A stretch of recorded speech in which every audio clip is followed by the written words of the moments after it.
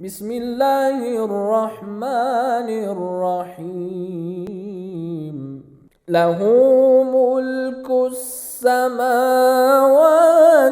والأرض يحيي ويميت وهو على كل شيء قدير. هو الأول والآخر والظاهر والباطن وهو بكل شيء عليم. أعوذ بالله من الشيطان الرجيم. بسم الله الرحمن الرحيم. الحمد لله رب العالمين بارئ الخلائق أجمعين، ثم الصلاة والسلام على سيدنا ونبينا ومولانا أبي القاسم مصطفى محمد صلى الله عليه وآله أجمعين وأصحابه المنتجبين. أما بعد، قال الله تعالى في كتابه الكريم: لا يكلف الله نفسا إلا وسعها. Respectable audience, distinguished listeners, honorable viewers, Assalamu alaikum wa rahmatullahi wa barakatuh. By the grace and mercy of Almighty Allah, today, God willing, we are going to talk about divine justice. But prior touching this topic, let me have a very brief revision of the previous lecture. You know, or you might know that in the previous lecture, we talked about fatalism. And we said that not only Muslims, but also the infidels prior the advent of Islam, the Meccan pagans, they believed fatalism and fatalistic attitude. But after the advent of Islam, and after this that the Umayyads came into power, due to some tribal prejudices and due to some tribal interests and benefits, this concept has been spread, and this concept found it is boost and boom amongst the Muslims. It means that many of the Muslims tended towards this fatalistic attitude. For sure, it is one of the most catastrophic, the most destructive concept if a society is fastened, if a society is involved in fatalistic attitude, for they will not make further improvements, for they will not dare take steps forward to rebel against their rulers, against their governors. So it was one of the most destructive concepts the Muslims have experienced in their long history. And we say that the best way in this regard is the Ahlul Bayt school of thought's teachings, who says that neither we have to believe fatalism, nor we have to advocate delegation that was presented by the Mu'tazilite faction. None of them seems to be true. None of them seems logical and rational. For both are in stark contrast with Almighty Allah's divinely teachings. And we say that the best way is the moderate way, that from one side the human beings should have their own free will, so that they should be reasonably held accountable in the doomsday, in the resurrection day. And on the other side, it is of our immediate knowledge that we have choice, we have free will to speak or to stop to speak. Al-amru bayn al-amrayn. The human beings are neither absolutely forced to do, nor they are absolutely free that everything should be devolved to them. Everything should be delegated to them. or Almighty Allah should have nothing to do with them, or Almighty Allah should have no control over their actions, over their deeds, over their intentions, this and that. So both are not firm, both are suffering from scientific errors. So respectable audience and distinguished listeners, today, God willing, we are going to talk about divine justice. You know that justice is one of the positive attributes of Almighty Allah. And you know that we talked about Almighty Allah's two types of attributes. Some of those attributes are related to Almighty Allah's essence. They are called Sifat Dhati. And some of those attributes were related to Almighty Allah's actions, Almighty Allah's relation with the human beings. So justice is from the second type of Almighty Allah's attributes.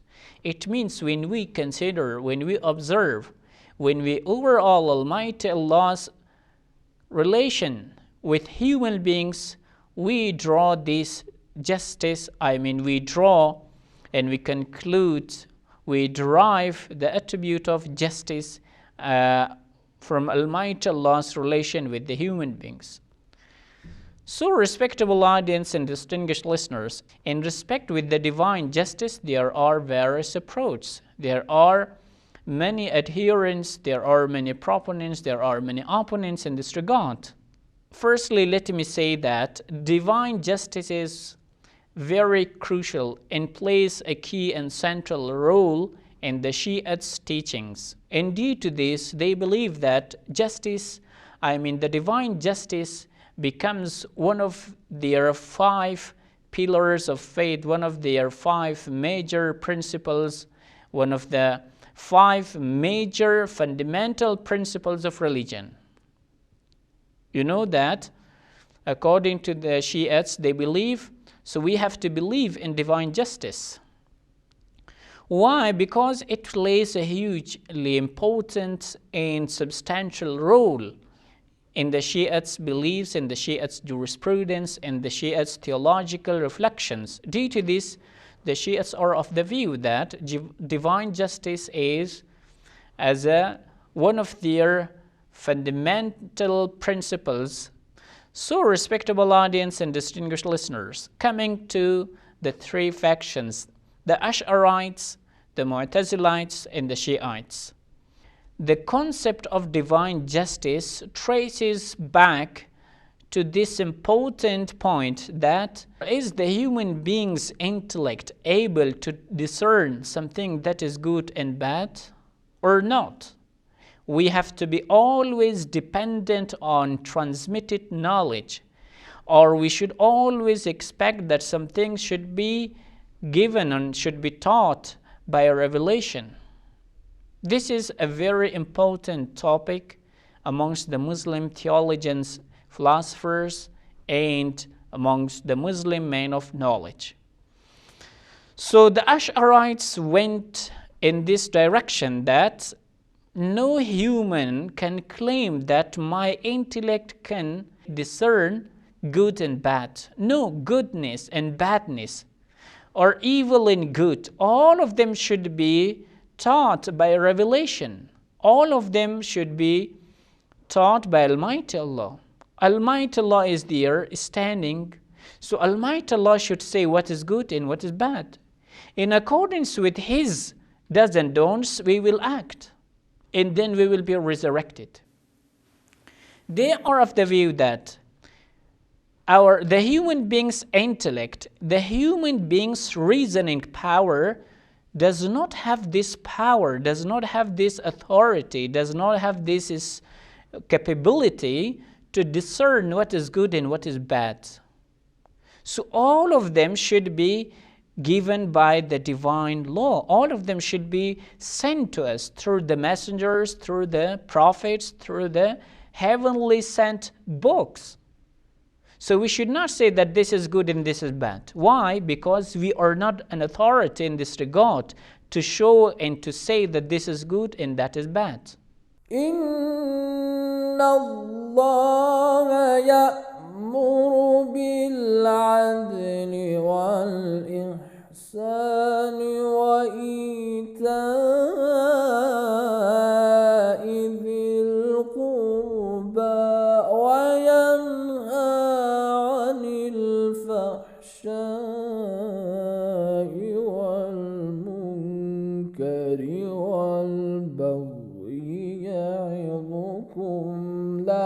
لعلكم تذكرون.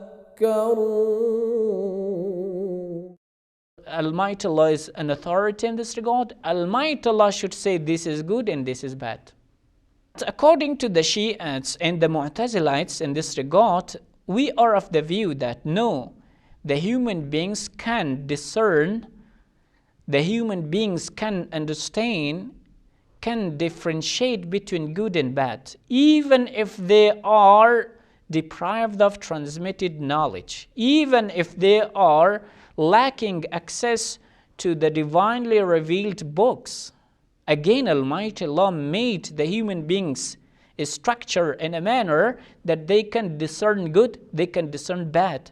They can, by conscience, they can say that truthfulness is good and telling lie is something bad.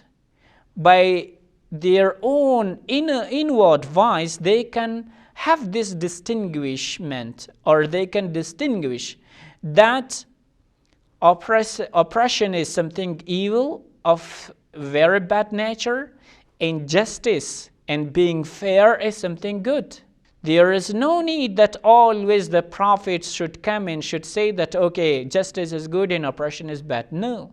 The human beings themselves have been given this nature, have been given this disposition that they discern good and they discern bad. Yes, in some very rare cases, in some other cases, they should be helped, they should be assisted by the revelation. Otherwise, generally talking, their rational reason, their reasoning power, their intellect, their aql, it can discern what is good and what is bad. So this topic, the divine justice topic, traces back to this important point that can the human being's intellect discern what is good and bad or not? It is said that the Shiites and the Mu'tazilites are of the view that the intellect, the human being's reasoning, can discern good and bad, and they have this ability. Almighty Allah has granted them this disposition that they should distinguish between good and bad. They should differentiate between evil and good.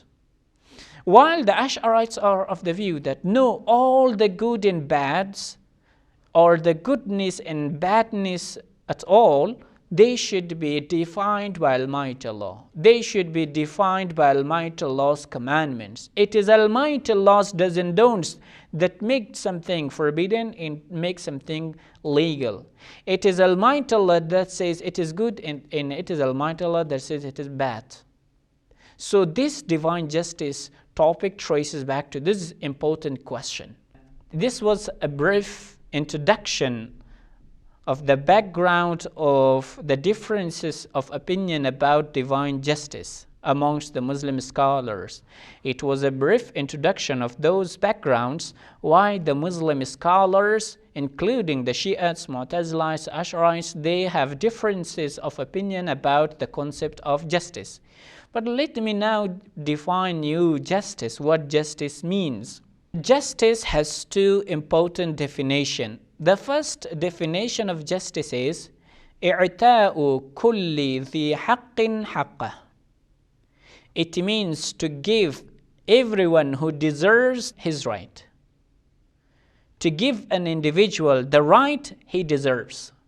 To give a person the rights he possesses and he rights and he is worthy of.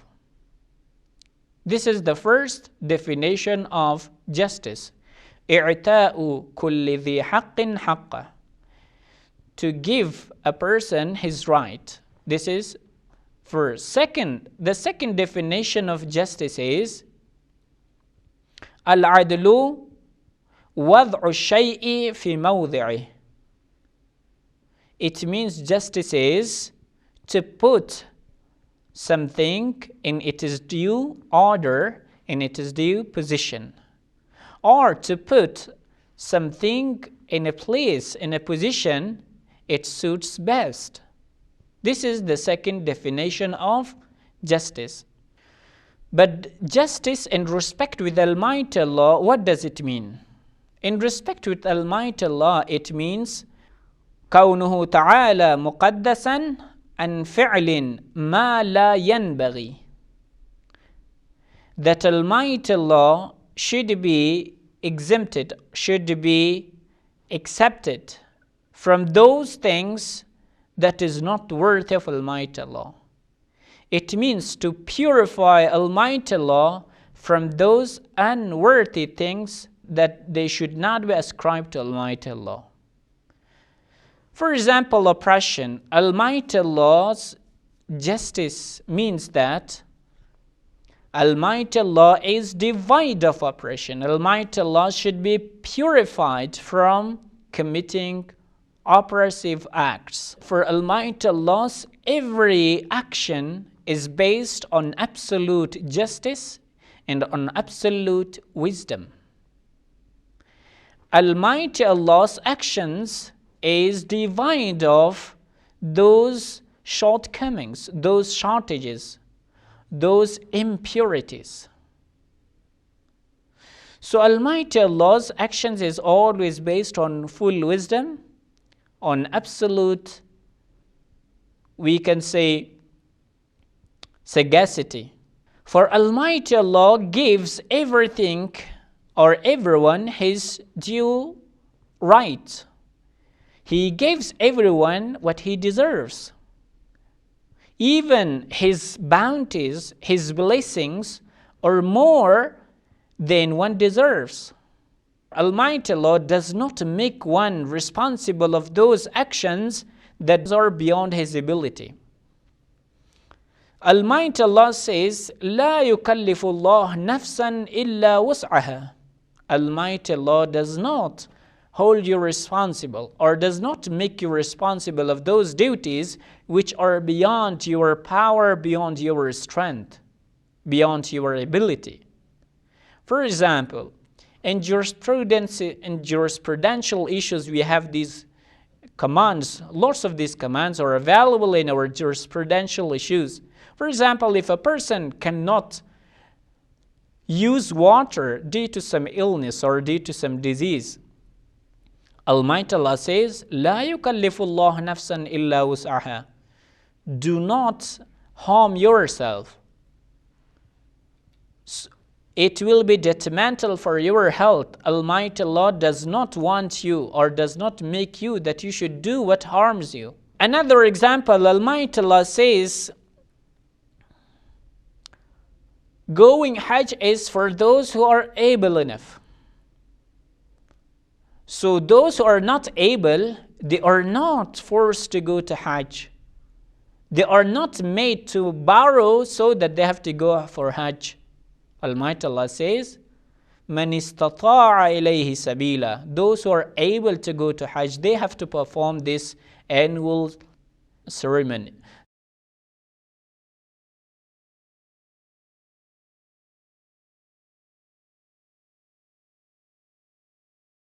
لا إله إلا هو الملك القدوس السلام المؤمن المهيمن العزيز الجبار المتكبر سبحان الله عما يشركون والله الخالق البارئ المصور. So, respectable audience, what are the reasons behind this claim that Almighty Allah is a just creator? Almighty Allah is just. Almighty Allah's actions are always accompanied with justice. The first is this, that Almighty Allah is all powerful. Almighty Allah is all knowledgeable. Sometimes our oppressions, our misbehaviors are due to our lack of knowledge or due to our need. But if we could prove that Almighty Allah is needless, Almighty Allah is all powerful, Almighty Allah is always a living creator. Almighty Allah stands always ghaniyun bidhat. He is always essentially needless, so He does not need to commit errors and unjust actions. He does not need that He has to do some oppression. But one important point should be mentioned, dear listeners. A very important and subtle point should be mentioned, that there is a very substantial difference between equality and justice, between equity and justice. Yes, before the law, all should be equal. Before the law, all should stand equal.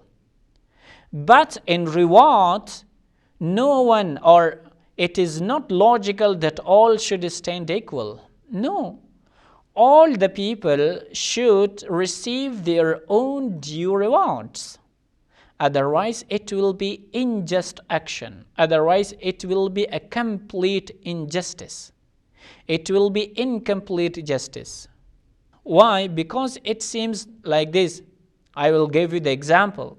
In a class, there are some 20 students. If the teacher or if the instructor give every one of them 20 or 100 marks, or if all the students are given A level, for sure it is equal remarks, it is equal marks, but it is fully unjustified action. It is fully injustice. It is fully unjust because the lazy boy has not been differentiated with the one who is very much smart. So the one who is fully active, he is not given the reward he deserves. In the same, that is with the person who is lazy. He is given the thing that he does not deserve. It means that justice has not been restored here. Justice has not been fulfilled in this case, that if all the students are given equal marks. Yes, all the students should have and should meet the standard characteristics. All of them should be punctual. All of them should be present at the class. All of them should be giving their exams. All of them should stand equal in these terms and conditions. But when the remarks come, when the rewards come, so every one of them should be evaluated in accordance with the endeavors they have made during the class, in accordance with the paper they have solved, in accordance with the responses they have given to those questions. It is for sure not logical that we should say, I am fair, I am just, so all the students should be given equal marks. No, sometimes equality stands against justice. If all the students are given equal marks, and tomorrow, for sure, the lazy boy would say, so I will continue being lazy. For in the last or in the final exam, I will be given the same mark that is given to the smart student. And from another side, the smart student would also not study further because he would say that, okay, if it is the case, so let me be busy doing my own task. Let me study not. Let me not struggle. For in the final exam, I will be given the same remark without making any endeavor. So, respectable audience and distinguished listeners, this should be taken into account that equality, though is part of justice, but it is not always a just action that we should treat the human beings equally. Equally in the sense that their rewards should not be taken into account, or their actions should not be evaluated correctly and precisely. So, respectable audience and distinguished listeners, there are some doubts in respect with the divine justice that, God willing, in the next session, we will cover those doubts with the responses that are prepared for those doubts. May God bless all of us. May Almighty Allah treat us with His boundless bounties, with His limitless bounties, rather than His justice, rather than His precise justice. Thank you very much. Wassalamu alaikum wa rahmatullahi wa barakatuh.